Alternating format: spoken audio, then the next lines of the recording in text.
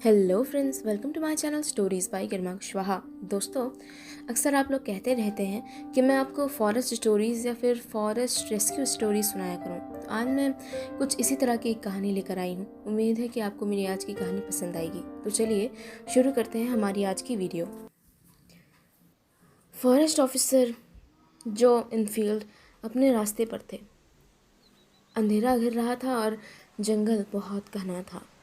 पूरा रास्ता कीचड़ और ऊंची उगी हुई घास से भरा हुआ था और वो उसी रास्ते पर अपना रास्ता बनाते हुए आगे बढ़ते जा रहे थे। उन्होंने अपने हाथ में अपनी टॉर्च पकड़ रखी थी।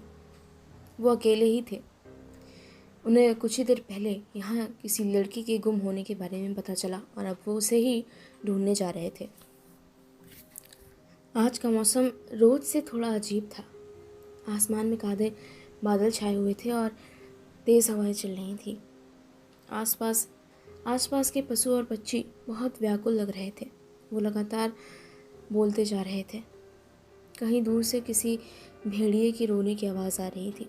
चांद बादल में छुप चुका था और वो लगातार जंगल में घूमते हुए उस लड़की को ढूंढ रहे थे। उन्होंने जंगल के दक्षिणी हिस्से का हर हिस्सा ढूंढ लिया था लगभग, पर वो लड़की उन्हें मिलने का नाम ही नहीं ले रही थी। तभी टहलते हुए अचानक उन्हें घास में कोई चीज़ नज़र आई और वो उसी की तरफ बढ़ गए।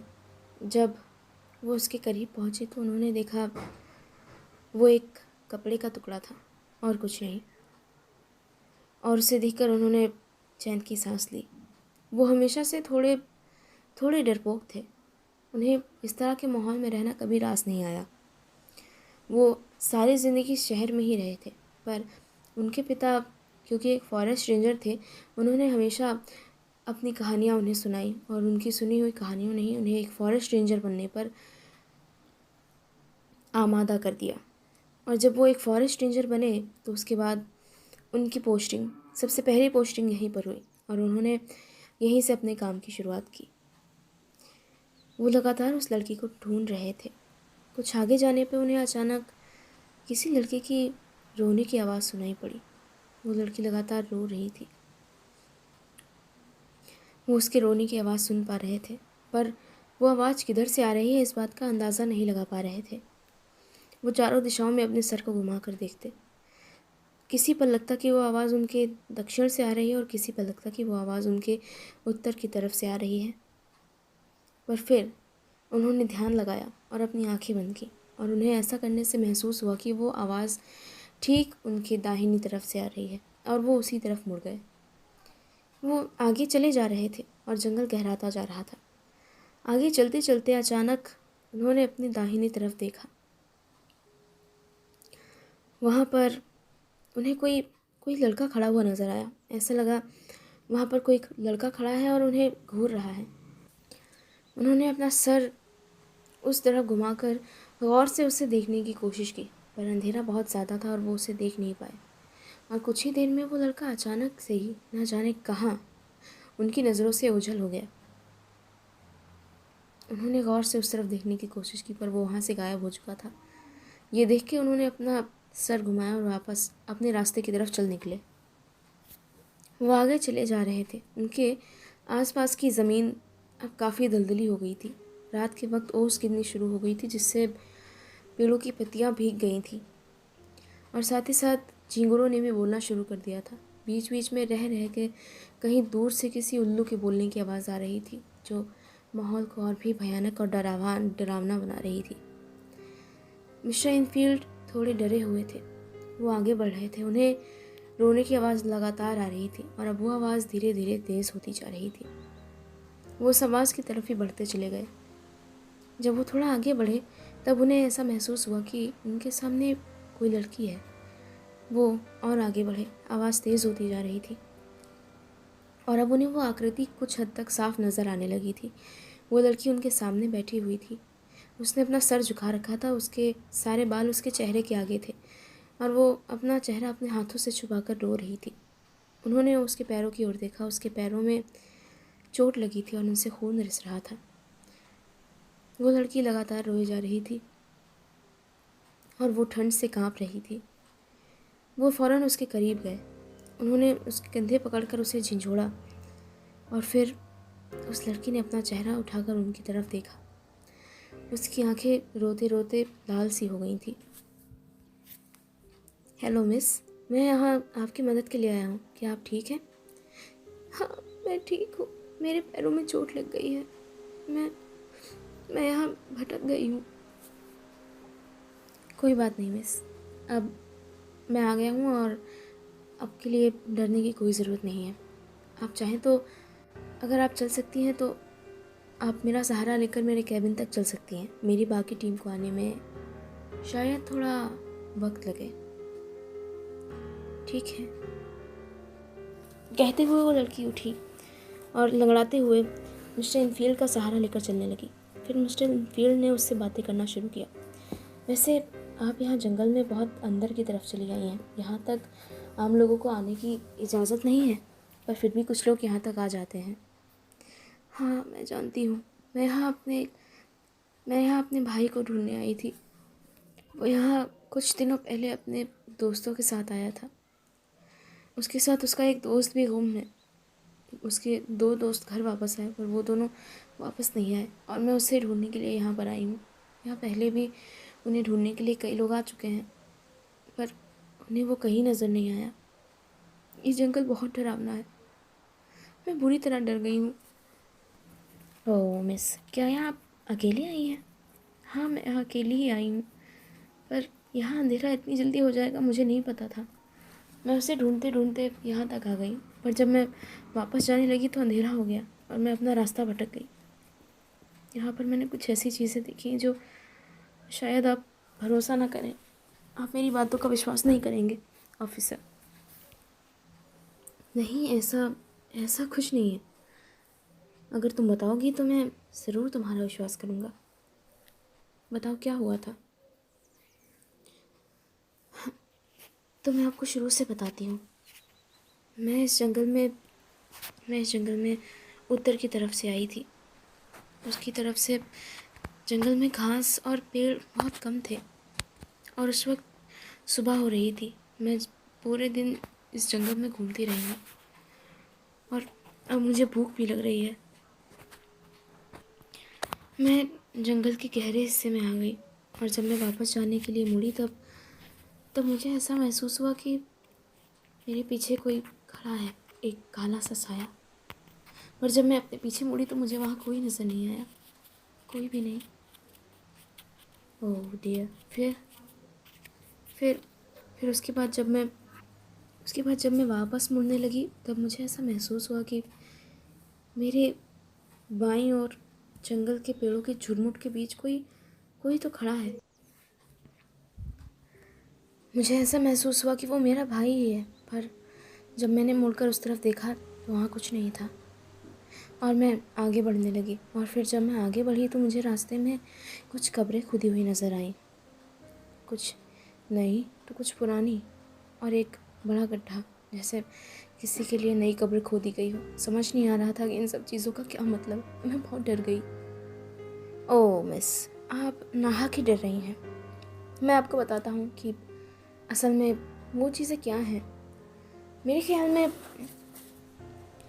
आपने बाकी जो चीज़ें देखी शायद आपका भ्रम हो, और जो कब्रें आपने देखी उसका मैं एक पूरा ब्यौरेवार तरीके से आपको बता सकता हूँ कि वो क्या हैं। जानती हैं, ये जंगल सड़क के हाईवे के किनारे बसा है और अक्सर जंगल से निकलकर जानवर सड़क पर पहुँच जाते हैं और किसी न किसी गाड़ी या किसी न किसी वाहन से टकराकर घायल हो जाते हैं या मर जाते हैं। और ऐसे जानवरों की बॉडी को ठिकाने लगाने के लिए हम उन्हें जंगल के गहरे हिस्से में दफन कर देते हैं, इस तरह। ओह हाँ, अगर तुम्हारी कहानी ख़त्म हो गई है तो मैं अपनी कहानी तुम्हें सुनाना चाहूँगा, जो मैंने यहाँ पर पहली बार आने के बाद एक्सपीरियंस की थी। क्या तुम सुनना चाहोगी? ओह हाँ, ज़रूर। वैसे भी हमें अभी पहुँचने में कुछ वक्त लगेगा क्योंकि मैं ठीक से चल नहीं पा रही हूँ शायद। No it's okay. ठीक है, तो ध्यान से सुनो। मेरा नाम मेरा नाम मेरा नाम जे इनफील्ड है और मैं यहाँ आज से 2 साल पहले आया था और ये मेरी बिल्कुल नई और पहली नौकरी थी और मैं इसे करने के लिए बेहद एक्साइटेड था। मैं जब यहाँ पर नया नया आया तो मुझे मेरा नया केबिन दिया गया और मैं अपने केबिन को देखकर बहुत खुश हुआ। मेरे साथ यहाँ पर 3 और ऑफिसर्स काम करते थे। वो सभी फॉरेस्ट रेंजर्स थे और यहाँ मुझसे कहीं पहले से काम कर रहे थे और मुझसे उम्र में भी कुछ बड़े थे और अक्सर मुझ पर प्रैंक्स किया करते थे। क्योंकि मैं थोड़ा डरपोक किस्म का था, इसलिए वो मुझे अक्सर किसी न किसी प्रैंक से डरा दिया करते थे और उसके बाद हंसी उड़ाकर मज़े लिया करते थे। उस रोज़ मैं अपने कैबिन में बैठा कुछ काम कर रहा था कि तभी मेरा वायरलेस पे मुझे एक सूचना मिली जंगल में किसी के गुमशुदा होने की। मेरे साथी फॉरेस्ट रेंजर्स ने ही मुझे कॉल किया था और उन्होंने मुझे कहा कि मैं फ़ौरन अपनी गाड़ी लेकर जंगल के दक्षिणी इलाके में पहुंचूं और वो लोग भी जल्दी ही मुझे वहां आकर मिल जाएंगे। ऐसा कहकर उन्होंने फ़ोन रख दिया। उस रोज़ भी आज के जैसा ही मौसम था, थोड़ा अजीब। मैंने फ़ौरन अपनी गाड़ी निकाली। मैं इस जंगल से उतना परिचित नहीं था। मुझे जंगल के दक्षिणी इलाके पहुंचने में बाकी सबसे थोड़ा वक्त लगा और किसी तरह मैं वहां पहुंचा। और वहां पहुंचने के बाद मैंने उन सभी को ढूंढना शुरू किया और साथ ही साथ उन 2 बच्चों को भी जिनके वहाँ गुम होने की खबर थी। मैं काफ़ी देर तक उन्हें ढूंढता रहा। तभी मुझे किसी के चिल्लाने की आवाज़ आई, एक लड़की, और मैं उस आवाज़ की तरफ चल पड़ा। मैंने उस आवाज़ को जिस तरफ सुना था, मैं फ़ौरन पैदल चलते हुए उस ओर गया। वहाँ मुझे पत्थरों के बीच एक लड़की बैठी हुई नज़र आई। वो अपना चेहरा छुपाकर सर नीचे की ओर झुकाकर रो रही थी। मैं उसके पीछे गया। उसकी पीठ मेरी तरफ थी। मैं फ़ौरन उसकी तरफ गया और मैंने उसके कंधे झंझोड़े। उसे पीछे से देखकर ऐसा लगता था कि मानो मैंने उसे कहीं देखा हो, पर उस वक्त अंधेरा होने लग गया था, इसलिए ठीक से कुछ भी कह पाना मुश्किल था। मैं फ़ौरन उसके पास गया और मैंने उसके कंधे झंझोड़ कर उससे कहा, miss, excuse me miss, hello, मैं फॉरेस्ट रेंजर्स इनफील्ड हूँ। मैं आपकी मदद के लिए आया हूँ। मिस, क्या आप ठीक हैं मिस?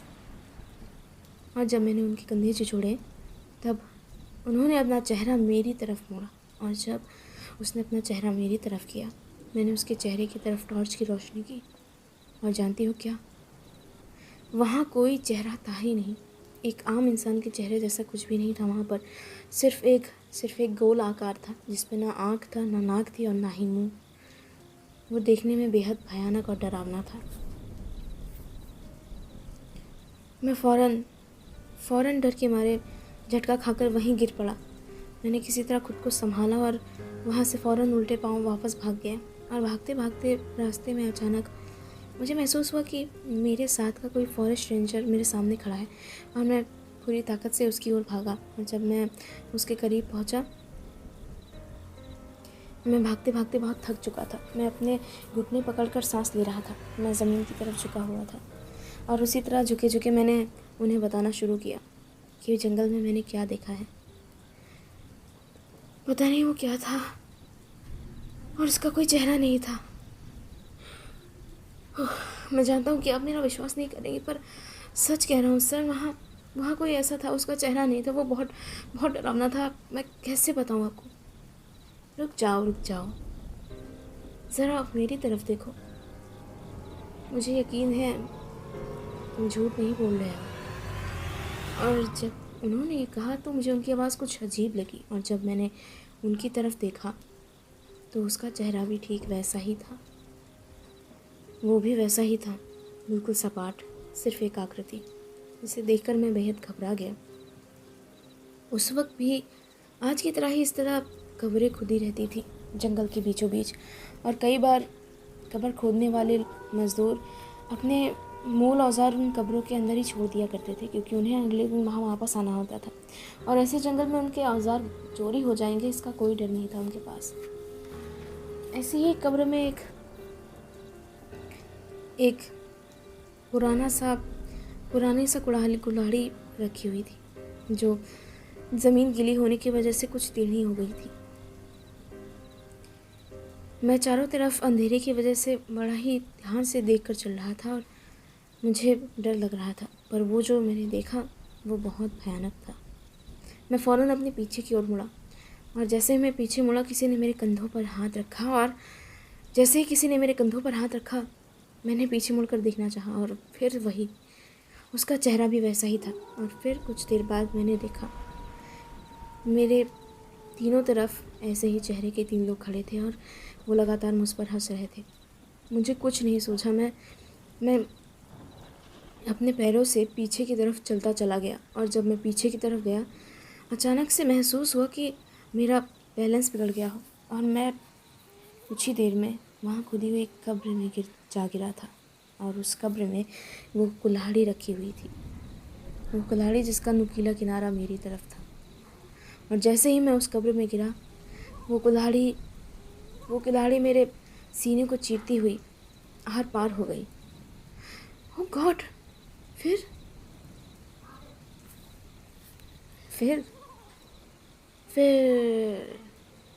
शायद मैं मर गया। आप अच्छा मज़ाक कर लेते हैं क्या? हमें अभी भी वहाँ पहुँचने में थोड़ा वक्त लगेगा। मजाक नहीं कर रहा था, मैं सच कह रहा हूँ। मैं मर चुका हूँ आज से 2 साल पहले। क्या बात कर रहे हैं सब? ये अच्छा मजाक है। अगर आप बिज़ी हैं तो कोई बात नहीं, मैं अकेले चली जाऊँगी। नहीं, अभी मेरे बाकी दोस्तों से मिलवाना तो तुम्हें बाकी ही है।